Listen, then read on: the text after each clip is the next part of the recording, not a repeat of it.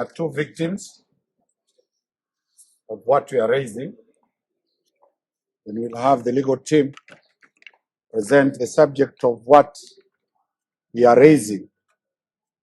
It's about our clients who are one way or another identified to be HIV positive by government facilities. Later, they went and were prayed by the prophet. They recovered. They went back for testing from government facilities. The government facilities cleared them that they are not HIV positive. At the time they were identified by government facilities to have contracted the deadly virus of HIV, they were put on serious ARVs that have a serious health impact in their lives and those who are affected. They are adults of sound mind. They'll give you blow by blow of what they have undergone before the team, led by myself and Mr. Cliff Ombeta and Stanley Kinyanjua and Martina Swika, will be dealing with that impunity occasioned by the government of Kenya on citizens. Thank you. Kwa majina naitwa Millicent Awino Midang, natoka Siaya County, Bondo District, Usigu Sub County. Mimi ni mama mwenye nimezaa watoto 4 na niko na bwanangu anaitwa Charles Ochengo Gambe. Mimi nilipimwa nikapatikana na virusi vya ukimwi.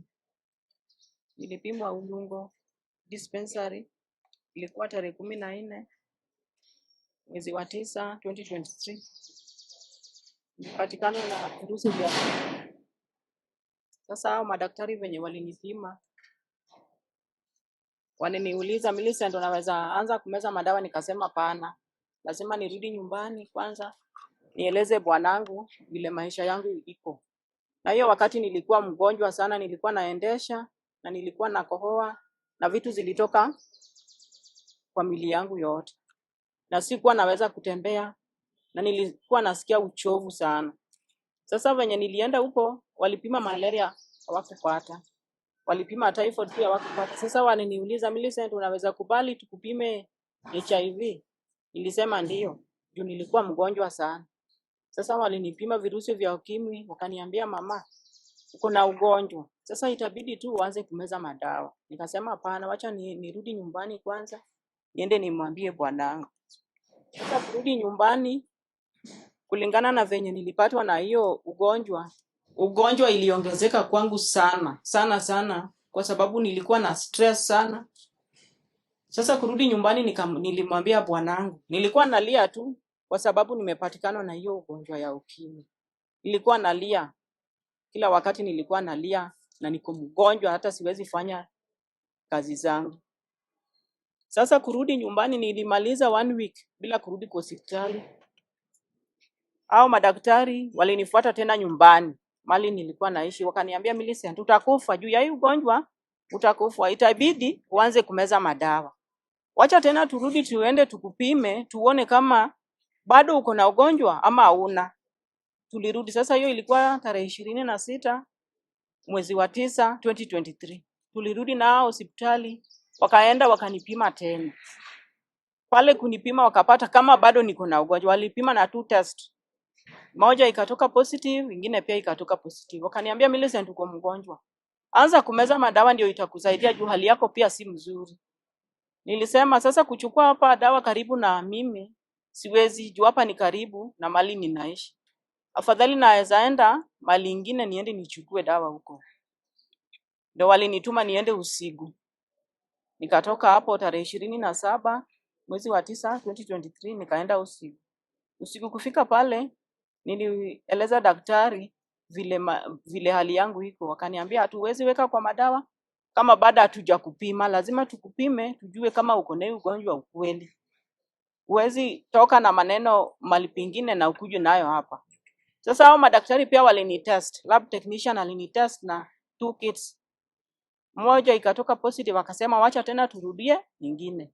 Akarudia ingine hiyo kama walirudia ilitoka tu positive. Na hiyo wakati tulikuwa na bwanangu hapo, bwanangu pia walipima wakapata kama yeye ako negative. Sasa hapo ndio siku yenye waliniweka kwa madawa. Mimi walikuwa wananipea dawa ya HIV AIDS na bwanangu walikuwa wanapea dawa ya kuzuia ugonjwa inaitwa PrEPs. Hiyo siku ndio nilianza kumeza dawa. Ilikuwa tarehe 27 mwezi wa 9 2023. Waliniweka kwa files. Alafu wakaanza kunipea madawa, wakanipea card. Kuna kadi ya yellow ya kuenda kuchukua madawa kila wakati nilikuwa naenda nayo, wanaandika tarehe hapo. Sasa hiyo siku ndio siku yenye nilianza kumeza madawa. Nilimeza madawa mpaka 2024. Na tulikuwa na mkutano Nakuru, mkutano ya manabii wakuu wa Jehova, walikuwa Nakuru Menengai 7. Sasa watu walikuwa wanatangaza hiyo mkutano kila wakati walikuwa wanatangaza. Sasa mimi pia nilisema wacha kwa hii mkutano naweza pata uponyaji wangu. Wacha nifuatilie hii mkutano. Si kuwa na fare ya kuenda kwa hiyo mkutano. Sasa nilikuwa tu nyumbani, nilikuwa na watch K24 TV. Nilikuwa nasikia Jesus is Lord Radio. Sasa ilikuwa tarehe 30 mwezi wa 12 2024. Wakati manabii wakuu wa Jehova waliingia, nilichukua kadi yangu ya yellow yenye nilikuwa naendanga nayo kuchukua madawa, nikaweka kwa TV wakati alikuwa naomba akilaani magonjwa yote chini ya jua. Ndio nilichukua hiyo kadi yangu nikaweka kwa TV K24. Wakati niliweka hiyo kadi kwa TV, nilisikia utembeleo wa Bwana, nilihisi moto. Nikaanguka chini. Na nilikuwa natokewa na joto. Joto pia nilikuwa nayo. Hapo mali nilikuwa nimeanguka. Juu nilikuwa namlilia Mungu anikumbuke. Juu nilikuwa nasikia uchungu juu ya hii ugonjwa. Mimi ndio niko na hii ugonjwa kwa nyumba, bwanangu hana ugonjwa, watoto wangu wako tu sawa wote. Hawana ugonjwa. Hata watoto wangu walikuwa wanalia. Juu hao ndio walikuwa wananipea madawa kila siku. Madaktari walisema, Millicent, sasa utabidi uambie watoto wako pia wajue hii hali yako. Watakukumbusha hata ukiwa umesahau juu ya kumeza dawa. Watakuambia. Sasa hao pia walijua hali yangu. Hao ndio walikuwa wananipea dawa ikifika saa 3 za usiku. Wananiambia, mama, hujameza dawa. Meza madawa zako. Walikuwa wananikumbusha. Hata bwanangu alikuwa ananikumbusha hata akiwa wapi. Ananipigia simu, mama, umeshameza dawa kweli? Sasa nilikuwa nahisi uchungu sana. Juu mimi ndio nilikuwa na hii ugonjwa kwa nyumba yangu na watoto wote hawana ugonjwa. Bwanangu pia hakuwa na hii ugonjwa. Sasa ndio maana nilikuwa namlilia Mungu anisaidie, aniondolee hii ugonjwa. Aniondolee. Sasa hiyo wakati ndio Mungu alinitembelea. Hapo ndio nilianza sasa tena wacha nianze safari nirudi kwa hospitali, niende nijipime nipate kama Mungu alinitembelea. Ndio nikaanza mwendo sasa. Ilikuwa mwezi wa 2 nikarudi Ulungo. Kufika pale walinipima wakapata kama niko negative. Sina ugonjwa. Nikarudi nikakaa nikasema tena wacha niende hospitali nyingine. Nikaenda Nyamunye Mission Hospital. Pale pia walinipima wakapata kama sina ugonjwa. Wakasema, Millicent, wewe una ugonjwa, enda nyumbani ukae na watoto wako. Hiyo wakati tulikuwa na bwanangu. Walikuwa na mimi kila wakati. Sasa nikaamua wacha tena niende Bondo District niende nipime tena. Kufika pale pia nilipimwa nikapata kama niko negative, sina ugonjwa. Sasa nikakuwa na ujasiri ya kurudi mali nilikuwa nachukua dawa. Nilirudi usiku mali nilikuwa nachukua dawa, nikaambia hao madaktari, sister, mimi sina ugonjwa. Na wakaniuliza, Millicent, unaweza juaje una ugonjwa na ulikuwa unachukua dawa hapa na tulikupima tukapata kama uko positive? Nikamwambia nishapima, imepatikana sina hiyo ugonjwa tena. Wakakataa wakasema hapana, hatuwezi kubali. Juu kama uko positive, hata tukikupima saa hii inatoka tu positive, iwezi toka negative. Na nikamwambia nimeshapima lakini niko negative. Wakasema wacha hata sisi tukupime, alafu ndio tudhibitishe kama una huyo ugonjwa. Wakanipima. Kunipima ikarudi niko negative, sina ugonjwa. Waliogopa sana, wakashtuka, wakasema Millicent hauna ugonjwa. Sasa kinyu tufanye, wacha tutoe viral load. Tuende tupime tuone kama hii viral load itarudi aje. Sasa hii viral load kama imerudi hauna ugonjwa, itabidi wachane na madawa. Tutakutoka kwa madawa, alafu tena upumzike after 3 months, tena tupime viral load. Viral load ilirudi, wakanipigia simu, wakaniita hospitali, wakaniambia Millicent, viral load imerudi na imerudi 00. Nikawauliza sasa hii 00 inamaanisha nini? Hii 00 inamaanisha hauna ugonjwa. Sasa nikawaambia sasa nifanyaje? Wakaniambia wachana na madawa, ukae after 3 months. Hiyo 3 months ikiisha, tuone kama hii viral load yako itakuwa aje. Juu kama umewacha madawa na kama uko na ugonjwa, hii ugonjwa lazima ishoot. Sasa hapo ndio siku yenye walinitoa kwa madawa, ilikuwa tarehe 13 mwezi wa 5 2025. Walinitoa kwa madawa. Wakasema sasa enda ukae nyumbani, urudi hapa mwezi wa 9 tarehe 18 tena tupime viral load. Hiyo siku ilifika nikarudi. Wakaenda wakanipima viral load, ilikuwa tarehe 18 mwezi wa 9 2025. Kupima viral load, result ilirudi sina ugonjwa. Wakaniambia tena kaa mpaka mwezi wa 12 tutakuita urudi utoe viral load zako. Sasa hapo ndio nikasema kumbe Mungu alinikumbuka. Ile siku Mungu aliniguza, Mungu alinikumbuka. Kumbe sina hii ugonjwa. Nikarudi nikakaa nyumbani. Sasa hapo ndio nikasema hapana, siwezi nyamaza na hii maneno, na Mungu ndiye amenisaidia na Mungu ndiye amenikumbuka. Lazima niende kwa kanisa yangu nimwambie bishop wangu vile hali iko. Ndio nikaenda nikamwambia bishop wangu vile hali iko. Akaniuliza, Millicent umeshapima hauna ugonjwa? Nikasema nimepima. Na umewacha madawa peke yako ama? Nikasema madaktari wangu ndio wamenitoa kwa madawa, sijawacha peke yangu. Na venye niliwacha madawa walipima wakapata kama viral yangu iko 00. Kumaanisha sina ugonjwa, waliniambia hivyo. Hiyo ugonjwa sina. Sasa hapo ndio nilienda nikamwambia bishop wangu, hata hao walianza kunipima kwenye kiwango cha juu, akasema hapana, hatuwezi nyamaza na hii maneno. Lazima tukupime kiwango ya juu. Ndio walianza kunipima. Sasa hii viral load venye ilirudi, niliitwa tena usiku, wakaniambia Millicent hauna ugonjwa. Wakaniambia sasa enda usiku, enda Bondo, uende utoe damu juu watu wa Kemri wamesema uende huko utoe damu hata na huko. Nilienda Bondo nikatoa damu. Hiyo jibu hawakurudisha, walinyamazia. Tena nikarudi nikakaa. Kufuatilia jibu wakasema watarudisha tena niende Kemri nitoe damu nyingine. Sasa hiyo ni this year. Ilikuwa mwezi wa 4. Waliniita Kemri, nikaenda huko tena nikatoa damu. Kutoa damu wakanyamazia tena result yangu. Kumbe result ilikuwa negative, sina ugonjwa. Sasa hapo ndio nilienda mali nilikuwa nachukua madawa, nikaambia hao watu nataka result yangu. Si lazima mniteseke hivi, na mlichukua damu yangu na mumenyamazia damu yangu. Munipe result. Wakampigia watu wa Kemri, alafu wakarudisha result ya kwamba Millicent ako negative, ana ugonjwa yoyote. Sasa hivyo ndivyo Mungu wa manabii walinikumbuka, wakanitoa kwa uchungu yenye nilikuwa nayo. Nilikuwa na uchungu sana juu nilikuwa namlilia Mungu anikumbuke, kwa sababu ya kumeza dawa si kitu ya rahisi. Kila siku every month naendea madawa, haikuwa kitu rahisi kwangu. Nilikuwa namlilia Mungu kabisa anisaidie. Alafu manabii wakuu wa Jehova walikuwa wamesema, ukigundua ya kwamba umeponywa, rudi kwa hospitali yako mahali unachukuanga madawa.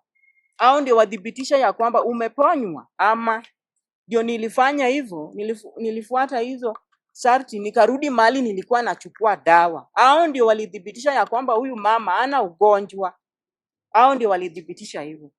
Sasa nimeleta kilio yangu hapa leo juu watu wa Kemri walirudisha results zangu, wakasema huyu mama hana ugonjwa. Na wanasema ya kwamba sijawahi kuwa na hiyo ugonjwa. Sasa nimeleta kilio yangu leo, munisaidie juu nimekaa aje bila hii ugonjwa, na nilipimwa na serikali, ndio walinipima wakadhibitisha niko na hii ugonjwa.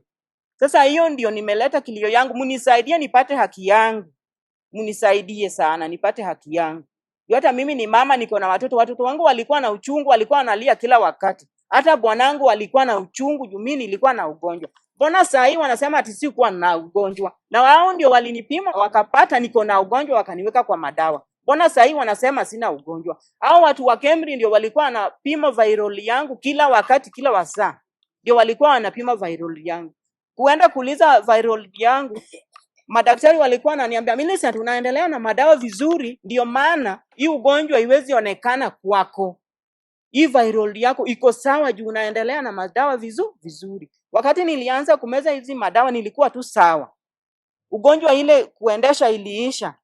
Mwili yangu ilirudi tu sawa, nilikuwa tu sawa. Sawa kabisa. Sasa venye walinipima wakapata kama sina hii ugonjwa, wakaniambia hizi dawa zinaweza nipea tena ugonjwa ingine, niwachane na hizo dawa sasa wanipime bila kama simezi dawa. Mbona saa hii wanasema ati si kuwa na ugonjwa? Hiyo ndio ombi yangu.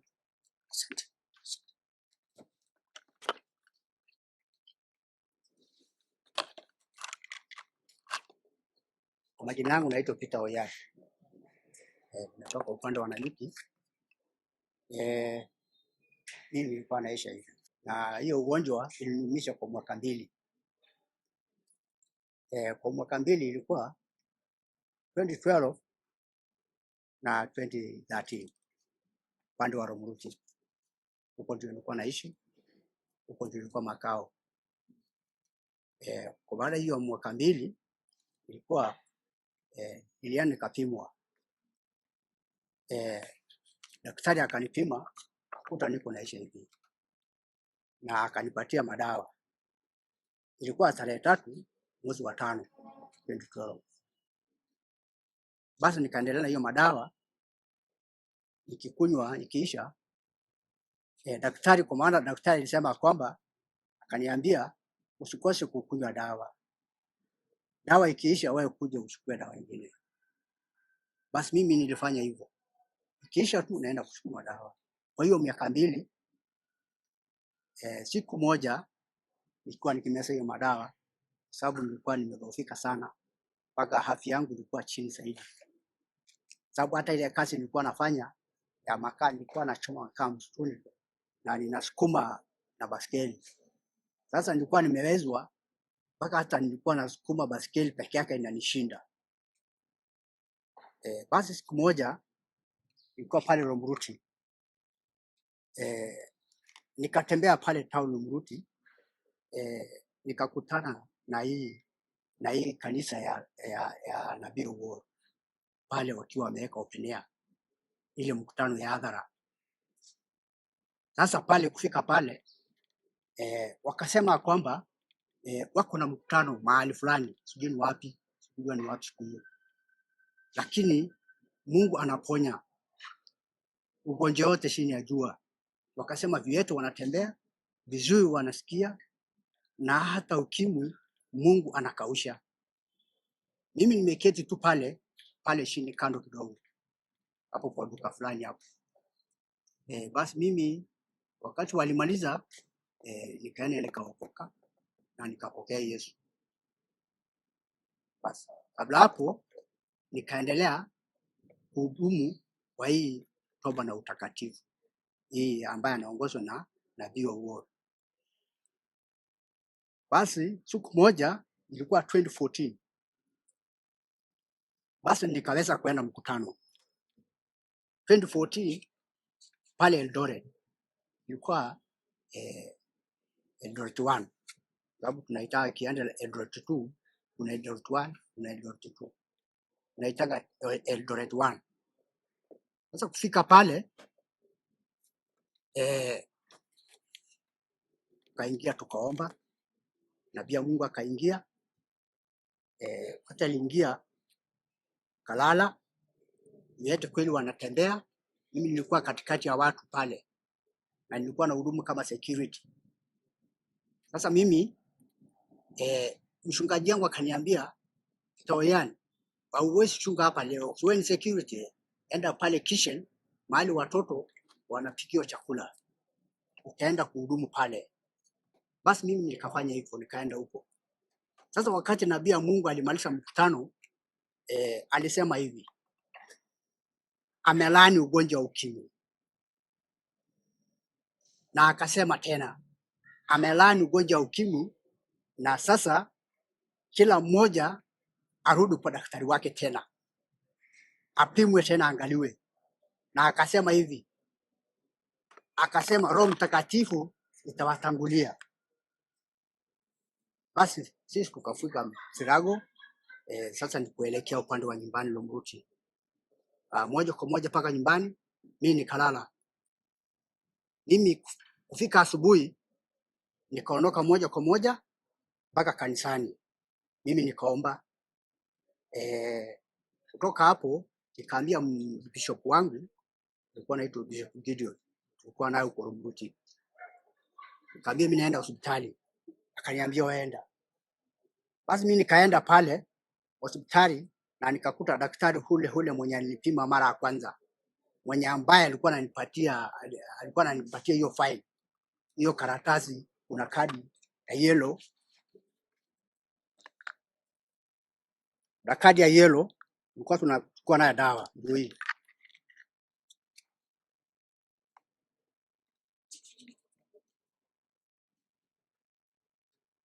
Sasa hii kadi ndio tunachukua nayo dawa.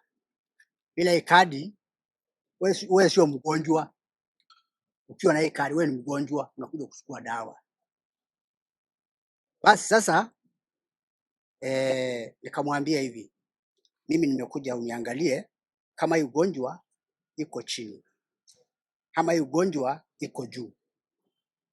Basi daktari yangu akachukua tu hapo, akachukua sindano na akachukua pamba na akachukua kila kitu yote akaleta hapo. Basi akaniambia hivi, ikitoka line moja hauna ugonjwa, ikitoka line mbili uko na ugonjwa. Nikaambia sawa. Wakati alitoa tu damu akaweka pale, ile ilitoka ikatoka line moja peke yake. Ugonjwa hii line moja inasema aje? HIV negative. Sasa hata daktari wangu akashangaa, na mimi nikamuuliza, na mimi ukweli mimi nilikuwa mgonjwa? Akaniambia wewe ulikuwa mgonjwa, lakini kwa saa hii wewe umepona na Mungu amekusaidia. Basi mimi yeye akatoka na mimi nikatoka. Mimi nikaenda moja kwa moja paka kwa bishop wangu, nikamueleza. Bishop yangu akachukua hatua, akasema twende kwa hospitali nyingine hapa, ilikuwa inaitwa Wilson. Tukapimwa, nikapimwa tena hapo HIV negative. Akasema hapana, twende mahali nyingine hapo Catholic Church kwa masista. Nikapimwa HIV negative. Akasema hapana, tutaenda Nyahururu. Fika Nyahururu pale tulikuta daktari mwanaume. Basi bishop wangu ako na makaratasi ya kutoka Nyahururu, ako nazo. Akamwambia huyu mtu alikuwa mgonjwa, alikuwa anakunywa dawa miaka 2, lakini saa hii ana ugonjwa. Kwa hivyo hata wewe mpime. Akachukua shindano na akachukua kila kitu akapima.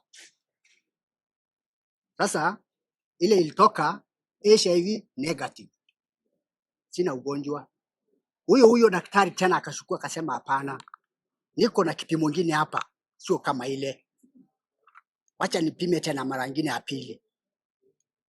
Na kweli akarudia HIV negative.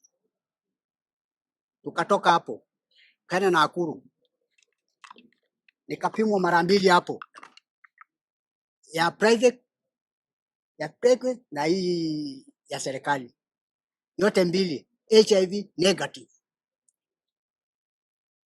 Sasa tukarudi nyumbani na bishop wangu pale Lomruti. Dakika kidogo nikapigiwa simu, itaoyane tunaenda Kerisho. Waenda Kerisho. Sasa hii Kerisho ukweli waienda na sijai pimo hivyo. Sasa hii kipimo ilikuwa hali ya juu, ilikuwa ni ile ambaye nilikuwa nashukio vidole zote damu, alafu inawekwa kwa karatasi, na mbio hiyo damu inaenda South Africa. Sasa tukaambia sisi turudi nyumbani, alafu ripoti watatuambia. Sasa wakati tulifika nyumbani, bishop wangu akatumia resort. Resort inasema HIV negative. Sasa mimi na bishop wangu nikaendelea kuhudumu Mungu wangu. Huyu Mungu wa nabii ukweli amenitoa mbali. Kwa sababu gani?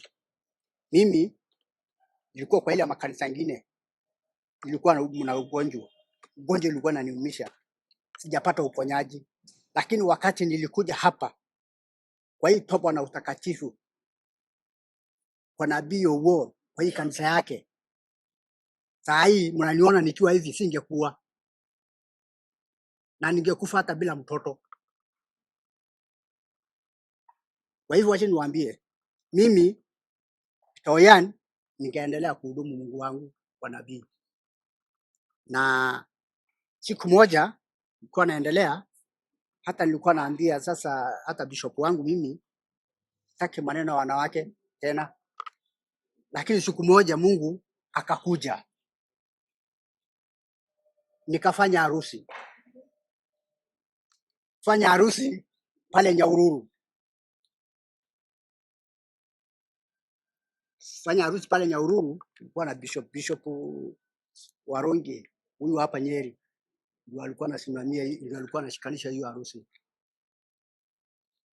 Niko saa hii na mama ambaye anaitwa Miriam Oyani. 2015 tarehe 5 mwezi wa 12 ndio nilioa, kafanya harusi pale Nyahururu. Kutoka hapo mtoto akasaliwa, anaitwa Blessing Neema Oyani, ako saa hii grade 2. Kwa hivyo mimi shetani alikuwa ameniua bila mtoto, bila nini. Yaani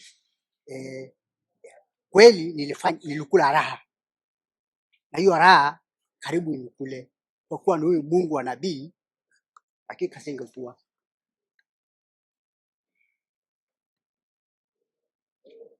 Kutoka hapo basi mimi nikaendelea kuhudumu Mungu wangu, nikakuja hapa Nanyuki. Sasa tuko saa hii na Bishop Nehemiah Oshini, tuko hapo Nanyuki. Tunaendelea na kuhudumu Mungu na kuabudu Mungu huyu ambaye, kwa sababu yeye anatembesha viwete, yeye HIV inaisha, inakauka. Kutoka hapo mimi kuendelea, wakati tulienda hii Menenga 8 tukarudi, ilikuwa mwezi wa pili tarehe 16, nikapigiwa simu na dada moja ya TV 47, wakutana pale kwa madhabahu. Kaniambia, wewe ndio Peter Oyan? Akasema ndio. Wewe ndio uliponywa HIV? Nikasema ndio. Kutoka Romuruti? Yes. Nataka kukuona wewe kidogo. Wakutana pale kwa madhabahu pale, nikampatia ushuhuda wangu yote, penye nilikuwa mgonjwa, penye niliteseka kutoka 2012 mpaka 2013, na nikaenda pata uponyaji, nikapatia hiyo ushuhuda yote. Basi anaitwa Samira, walikuja hapa wakiwa Samira na jamaa moja, ndio alikuwa anachukua nini video hapo. Sasa mimi nawauliza, kweli huyu Samira wakati alipeleka hiyo ushuhuda, alirudi akasema atarudi kuniambia yenye ameona. Lakini wakati ilikuja, kuna siku moja ilikuwa Sunday, aileta kwa TV Sasa akasema ya kwamba ati mimi sikuwa na ugonjwa. Sasa ndio mimi nauliza ukweli, nitazaje kukunywa dawa na mimi sio mgonjwa? Nikunywa dawa, nitakunywa dawa kwa sababu mimi mgonjwa. Ladies and gentlemen of the Fourth Estate, we are here on public interest issues, and the correlation of our client's story is likely to have affected members of the public at large. And so we have written a letter to the Ministry of Health, Cabinet Secretary Mr. Aden Duale, and the Director General of KEMRI. We have also copied the Ministry of Interior Cabinet Secretary, the AG, and the NASCOP, which stands for National AIDS and STI Control Program, and the CEC, Department of Health, in the county government of CI. The reasons why we have written this letter is because there was, some time back, HIV and AIDS was a national disaster, and there was a lot of stigma associated with the disease. And there are set policies and guidelines as to how protocols are followed in the testing and the satisfaction that a patient is positive or negative. This goes all the way to the grassroots level and deep in the villages of the Republic of Kenya. And it applies to all Kenyans, and particularly to one of our clients, namely Millicent Awino, who presented herself at a facility having had a few symptoms of the said disease. She was subjected to testing, which testing confirmed without any iota of doubt that indeed our client was HIV positive. There is a system known as the Taifa Care, and there is what I will call the yellow card, which is a card that only HIV patients have. And once you have been established to have the disease in your body, you are entered into the system of that Taifa Care. You are also presented with a yellow card, which has a summary of all your details from the minute of diagnostic to the minute you're put under the ARV treatment, and you're subjected to tests just to confirm how your progress is doing. Now, this specific yellow card has 10 digits. And the 10 digits, the first ones being for the facility, the last specific digits are unique, the same way a national ID card is unique. Therefore, no two people can have the same number of this yellow card. So our matter of contention is through a letter that was written by KEMRI dated the 20th of April 2026. To the effect that after our clients have gone through her faith belief and got healing of the disease, she was tested and confirmed to not have the disease. She was tested and the results became negative.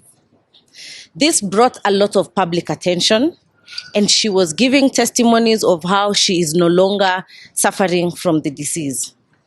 Now, through the county government, they did a multi-agency investigation and subjected our clients to numerous tests over and above what has been subscribed in the policy. And just to be clear, the kind of test that is done is very specific with almost 99% surety. And under the supervision of NASCOP at KEMRI Kisumu, she was subjected to several tests. And at the very first instance, KEMRI indicated that the results are not conclusive. The second time they did the tests, they refused to share the test to the client. And the third time after doing the test, they said that because of something called the viral load count, that our client never had HIV from the onset. Please note, the reason why this is a public interest matter is because many Kenyans are being subjected to these protocols, meaning anybody, including yourself or myself, can be subjected to these government protocols by the Ministry of Health, to these test kits.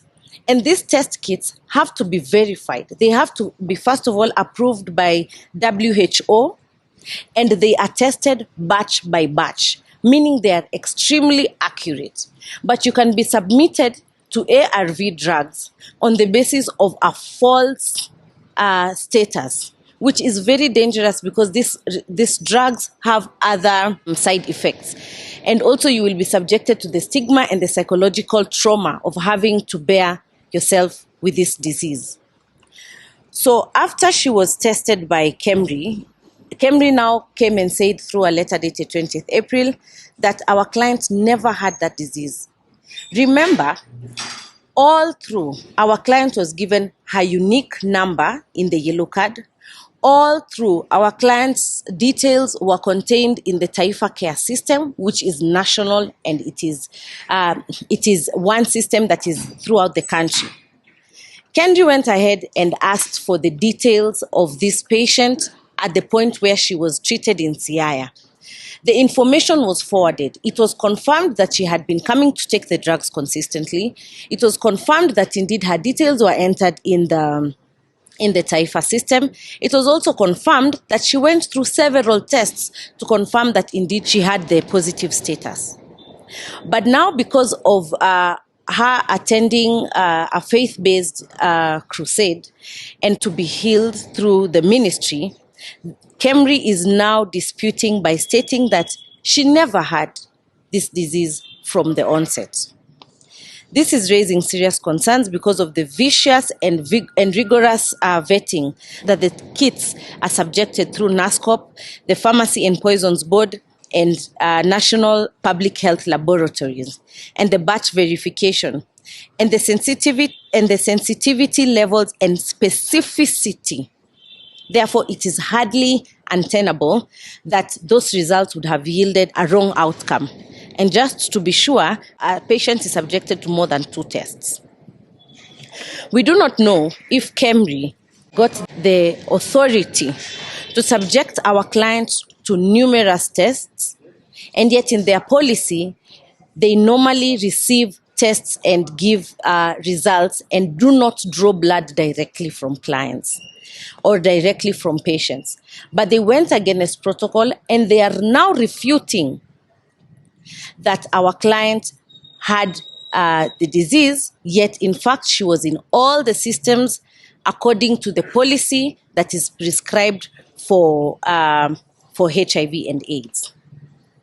We have written to the aforesaid bodies, hoping in the fullness of time that Kendri will, number one, retract the conclusion that they drew about our client through their letter dated 20th of April, and that the Ministry of Health to clarify whether our client and the general public ought to rely on their scientific system of HIV testing, and whether the same has been compromised against public interests.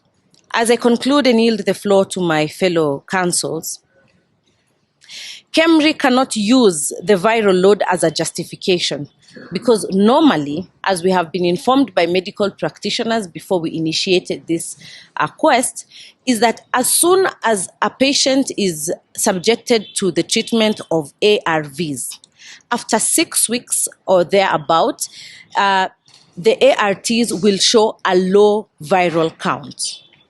So they cannot say that it is the viral count that they are relying on or is the justification to discredit our clients' beliefs and our client's system.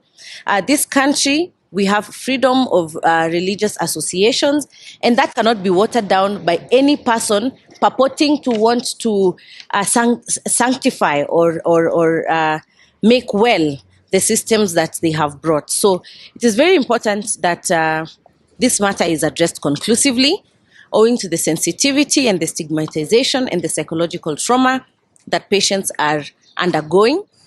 And they need to confirm without any iota of of doubt that indeed the kits they have been using are WHO accredited and approved, tested and verified before we subject the general public and fellow Kenyans to psychological trauma and taking medication that is really not suitable for their needs. Thank you.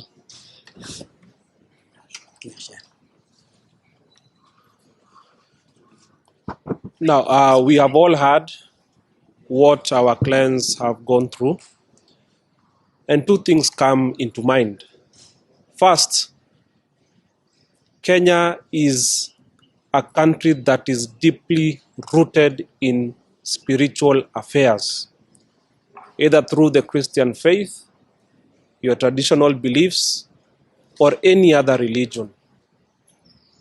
Now, what runs across through these faiths is the fact that they affirm that there are instances where there is divine miracles, divine healing, from whatever source of your belief is.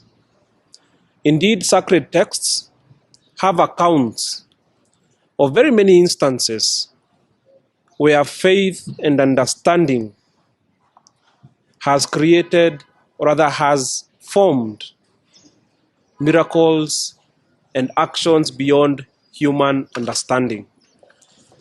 And our client belongs to that school of thought in the Christian aspect.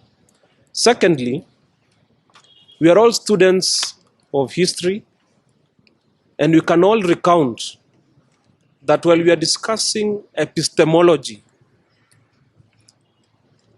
one thing that is recognized as forming or founding beliefs in any system, especially in matters of personal transformation, is personal testimony.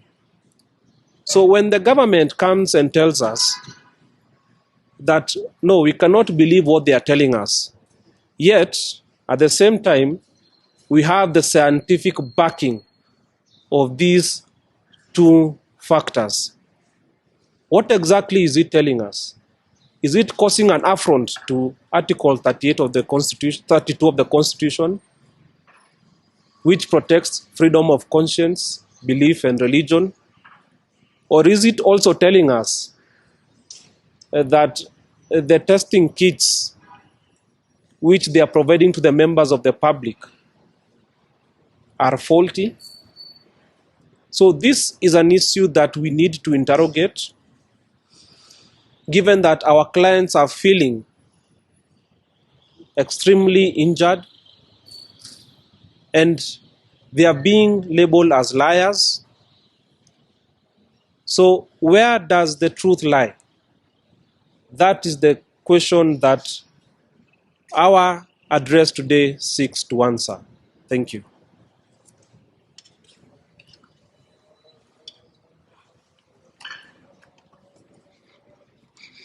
One thing that we are going to talk about, and this is about the government. This is about the Ministry of Health. This is about KEMRI. They have two problems here. The first problem is they have admitted that Millicent, our client, is HIV negative. And that therefore, if she is HIV negative, she must never have been positive before. What they are basing that on, they have not showed us today. Why? Because they are afraid. It is confirmed that she went and she got tested numerous times, minimum 6 times. Minimum. Where? In government medical facilities with qualified personnel and acceptable facilities with the standards required, with the facilities that are needed. The same government after finding out that she's HIV positive, want to control her. And what do? They approach her and tell her, you must take medicine. You must take the ARVs. And you must do this regularly and as the prescription suggests. She takes. Where does she get this medicine from, or the ARVs? From the same institutions that the Ministry of Health or the government is running. She takes them and they follow up. They put her in a file. They give her what you call a 258 card, the CCC card, what has been called the yellow card. Unique, like a fingerprint, points to a particular person. When you go back to where she started her treatment, which Kemri, I tend to think, should do, you find that she had been tested a number of times and she is HIV positive. So there is no doubt that she was, according to documentation and according to the tests. And that is why you decide to put somebody on medication. Now that they say she was never positive, and now they realize that these documents do exist, they have actually injured her mentally and to the extent that we cannot be able to say, subject to quantification. They know that if their kit was defective or they did a wrong thing and they have put her through this process of medication, there is mental torture, anguish, and suffering. And they know this shall visit them. They must pay. So the only way they can be able to get out of this is to say she was never. How are they going to run away from the documentation that they have, that she has been given, that they actually told her? She did not go there to tell them she was HIV positive. She went there for treatment and they told her she was, and followed up and told her come for medication. She does that. She does it on a regular basis. As you've heard her sad story, she tells you how the children reminded her, how the husband was in pain, how she was in pain. So one day she sits in front of a television. The Menengai 7 is going on. She sees the prophet praying for people. She's watching this through TV. She takes her card as the prophet is praying and puts the card there with the belief. And she tells you clearly that the moment she does that, she feels some relief in her. She feels it. She falls down. She sweats. And she knows there is a change in her body. And what does she do about that? She goes back and tries to see. She thinks and decides, I might be okay. So she goes for a testing. She speaks to people. She speaks to the family. They go and test her.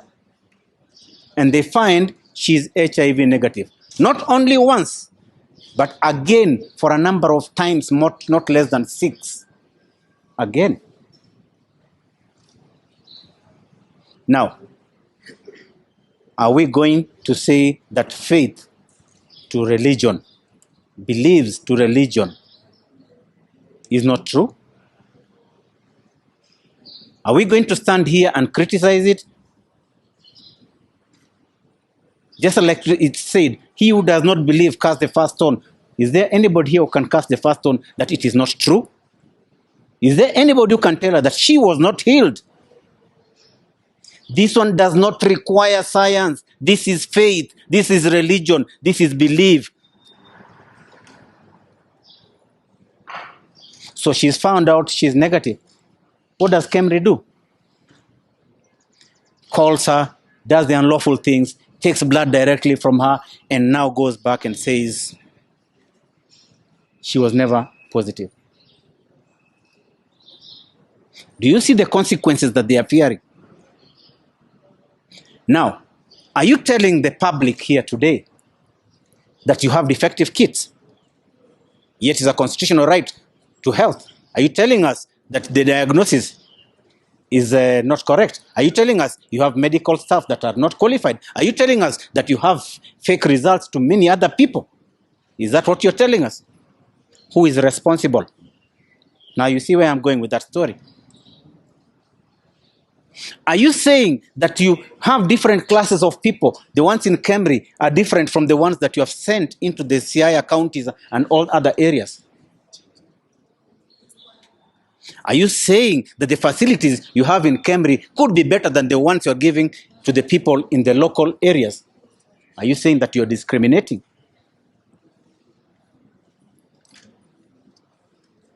Are you saying that Millicent is a liar? Based on what? You, same government, tell her she's HIV, and you, the same government, are telling her she's HIV negative. And now you want to throw mud at her? You want to call a dog a bad name so that you can kick it? This is why sometimes when we say put people in the ministry who are competent, please do so. From the head, and you know what I mean, to the bottom, put people who are qualified. But also on the same level as you've heard from Peter and as you've heard from Millicent, we cannot rule out faith. But remember one thing, for this one, you will pay. Millicent was never a member of Prophet Owuor's church at the onset. Until the miracle, that's when she joined that church, and she has always been faithful in Prophet Owuor's church. Let me put to context this church. The church of Prophet Owuor has a total congregation spread the whole country and the diaspora to the tune of over 10 million followers. That's not a simple church.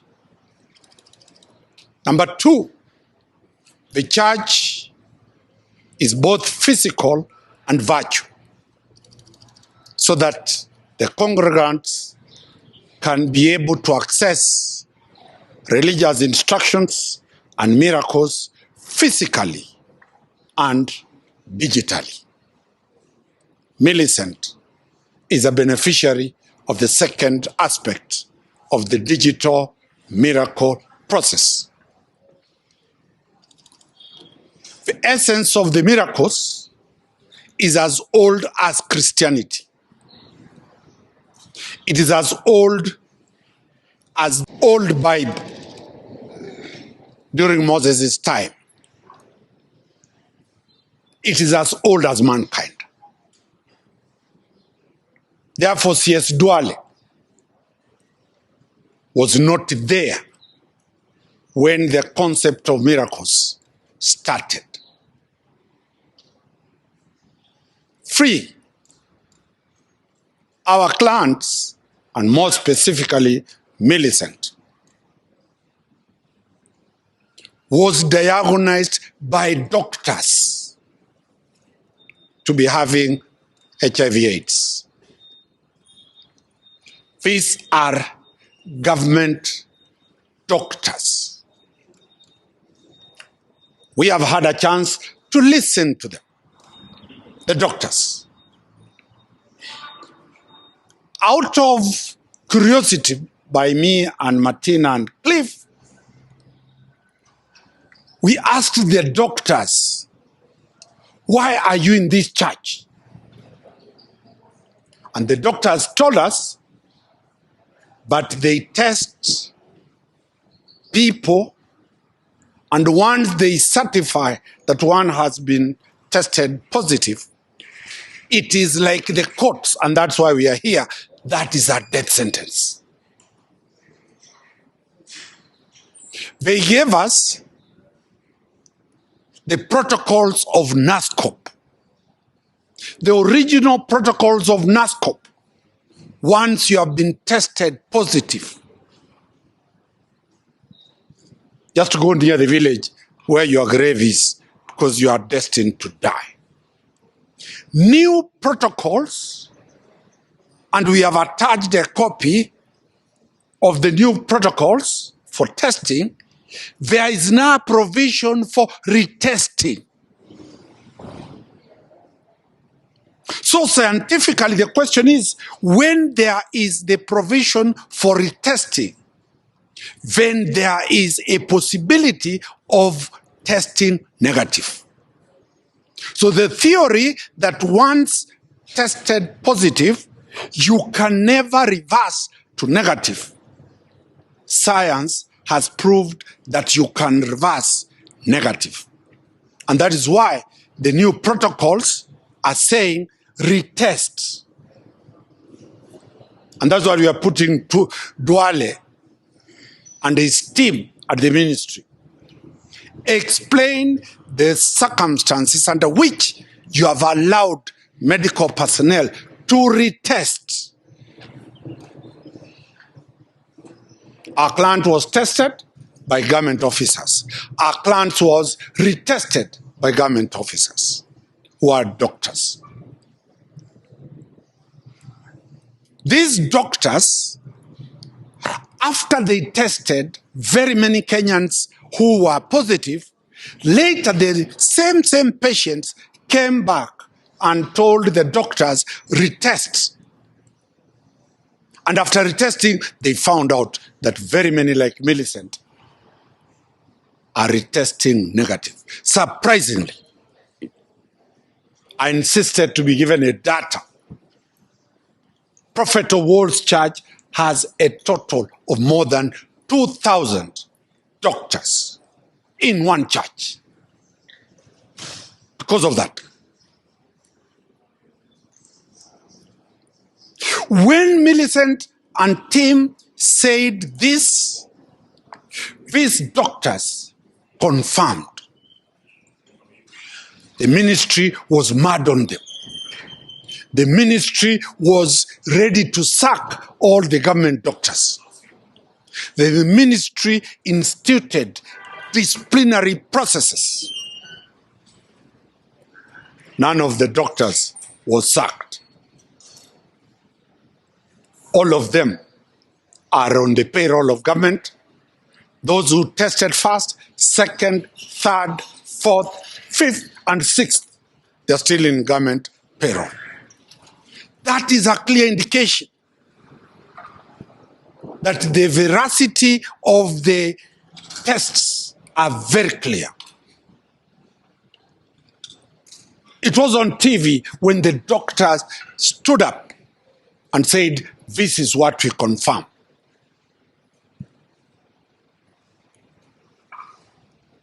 Aggrieved with what has happened, Millicent has already gone and filed a complaint at the DCI at Tusigu in Bondo, in Siaya County. We have attached a copy of the OB.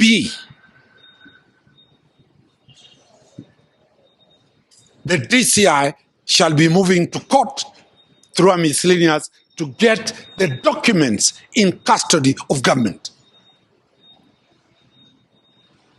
People, as Mr. Cleaver said it, all testing equipments and machinery are sourced after endorsement from the World Health Organization. Is the ministry and is the minister, is Duale telling Kenyans, testing kits in this country are being manufactured and sourced from River Road? That is the narrative. The minister is telling the Republic that we are alone with our own lives and God help us. The testing equipment is serious issue. The procurement process is watertight. When you look at what is happening with our clients, there is a clear conspiracy by the CS, the PS, the directors at Afya House, and all the government bureaucracy in the Ministry of Health to try to cover up a serious fiasco. I know they have their own share problems, but this is more serious than SHA. We have given 14 days. We are heading to court. We shall be filing, suing the minister and suing all the people into this matter. We have also instructed our client that we shall be sending samples of her to international private laboratories. KEMRI is dually controlled, is government controlled. We shall be sending samples out of the country to test how KEMRI can come with us a decision that she had never contracted. If today, I know my friend Mr. Cliff the other day was unwell of flu 2 years ago, which laboratory can test him and say that he has never had flu all his life? That beats logic. So we will be testing this against the scientific principles that are there. We know very well there's a blue code of silence within the government bureaucracy that try to cover up this issue. We are determined to get it very clear. This is not the first attack and distortion of faith-based organization by government agencies. We are determined to defend the Church of Prophet Owuor. We are determined to defend the 10 million congregants of that church. We are determined to get justice for the two clans of us, and we are determined to get justice for citizens of this country and foreigners who are living in this country, who then are being exposed to a fake mediocrity in terms of medical provisions. Our client, as you can see, the type of embarrassment when somebody has been told that you are HIV positive, the type of stigma it brings, especially to women, to the family, to those affected, to the children, to the community. This is a very, very grave issue, and we are determined to go further. Yes, we know there are fake preachers in this country, but we have looked at the theory, the epistemology, the theology, and the teachings of Prophet Owuor. What is it? If you have been tested positive by a doctor, come, we pray to you. The first entry is you must be tested positive. Millicent was tested positive. After the miracle, the prophet tells you, go back to the science for them to confirm whether you have been healed or not. Millicent went back to the same doctors. This is a religious theology anchored on science. The people who identify that you are HIV positive are doctors. The people who will confirm that you have been healed are doctors. And this is what the minister is not ready to face.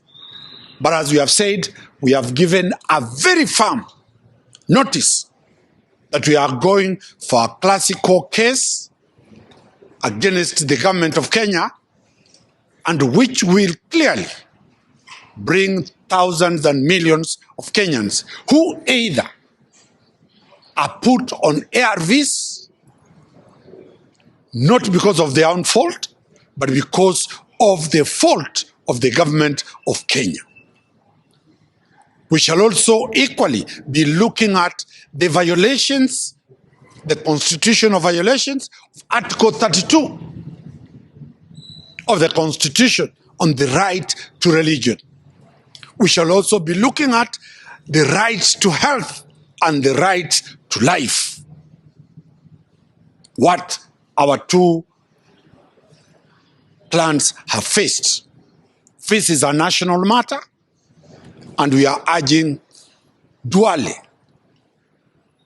I think you can remember when the Supreme Court made a decision that even children born outside wedlock are entitled to protection under Article 53 of the Constitution. Duale led the issue that that is not Islamic faith, and that cannot apply under the Muslim law. He invoked the inherent provision of Article 32 to defend his faith, the Muslim faith.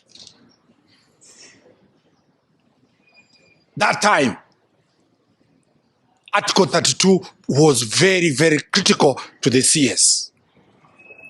Today, that article is what we are invoking, that the right to do miracles is protected under Article 32. If indeed these are masqueraders, have they been arrested and be charged? Have they been arrested for giving false information to a public officer, being doctors? None. They are walking free. They have walked to our chambers, and they are here addressing the public. In the reverse, it is them who have gone to the police and have sued. Any government insensitive to the health conditions of its citizens is a government not fit to be in power. Health supersedes education. Health is life. And that is the question we are putting to the government in place at this time. If they are not sensitive to the plight of these citizens, and in light of the most dangerous stigmatized disease called HIV/AIDS, then this issue is bigger than this government. Our clients have never been treated in a private entity. They have been treated in government entities. We are watching, we are alert, and we shall ensure justice for our two clans, and we hope the government will clarify and KEMRI will retract that afterthought letter trying to cover the mistakes of government. Thank you.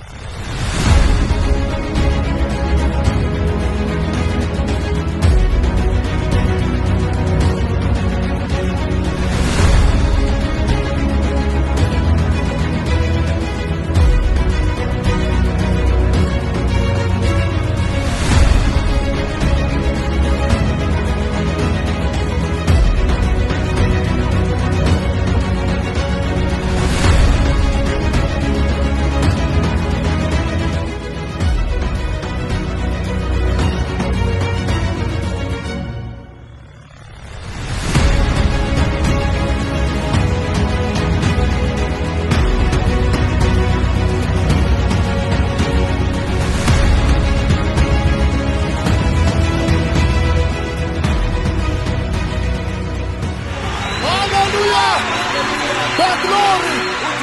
The glory. The glory. The glory.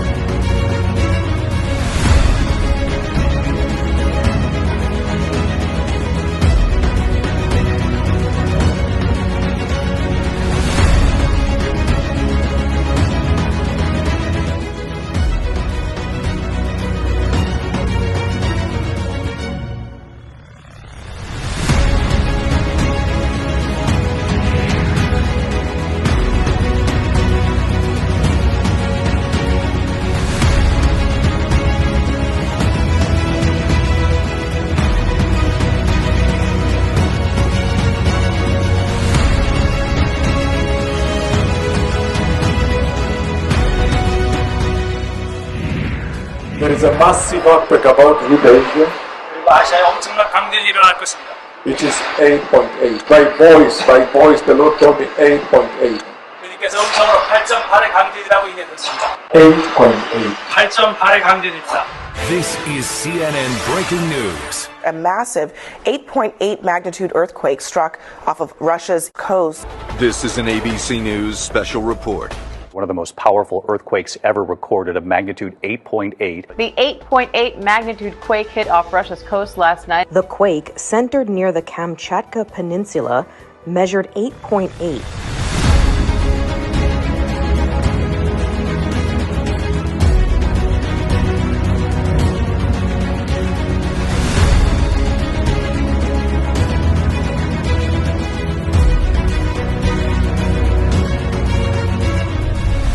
I have heard myself celebrating, saying it has rained here, it has rained in this meeting.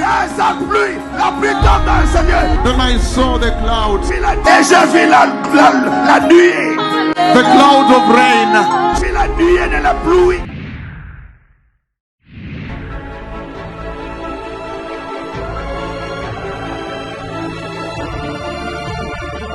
It is raining on me.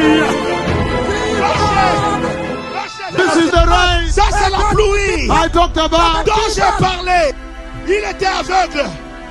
Il était aveugle. Maintenant il peut voir. Alléluia.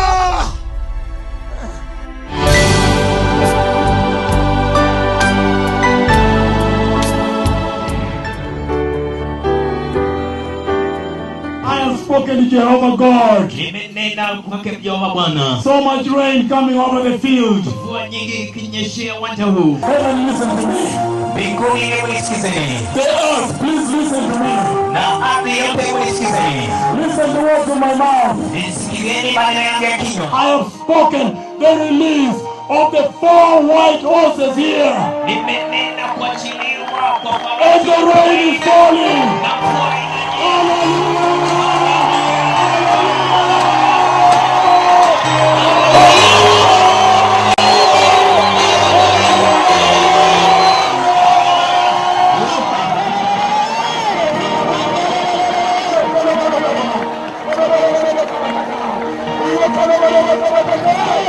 Asante mfalme wetu, asante Bwana wa mabwana, asante mfalme wa falme, asante Mungu Bwana baraka, asante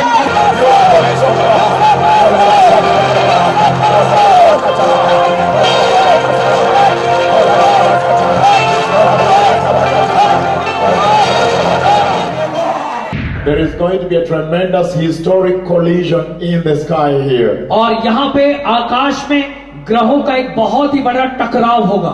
It is an event that has never been seen since the earth was created. और ये एक ऐसी घटना होगी जब से पृथ्वी बनी है तब से किसी ने भी ये बात देखी नहीं है. There is going to be a collision up above the earth here. A mighty, mighty collision is going to take place above the earth. And I see it coming, and when it's coming, it comes as a block of white light with some rays. And it collides, and then fire-like particles are emitted, which coalesce in a group. They are clustered in a group.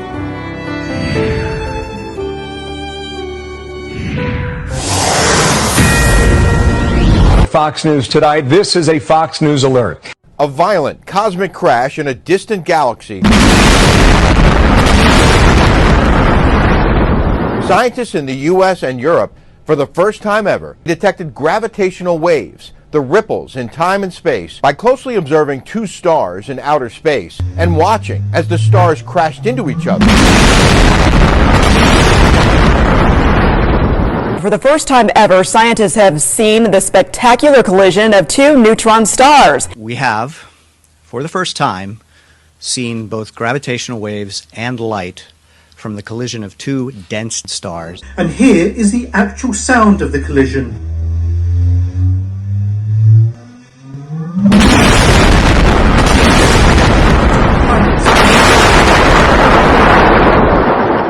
Smash into each other, causing one incredible explosion.